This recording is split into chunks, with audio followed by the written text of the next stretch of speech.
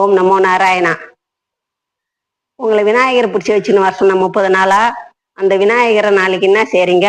ஆத்து திருவிழா, அதுல கொண்டு போய் ஆத்துல விட்டுணும்.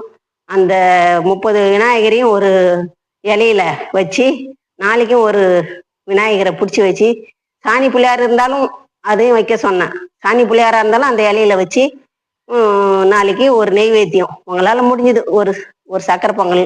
இன்னும் நீங்க கடலை கொழுக்கட்டை இதெல்லாம் வைக்கிறத கூட வைக்கலாம்.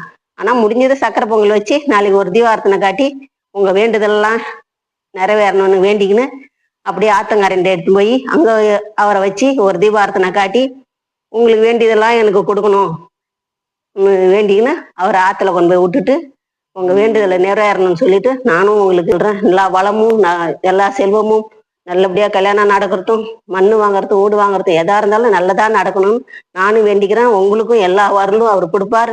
நல்லதே நடக்கும். ஆண்டாள் திருவடியே சரணம்.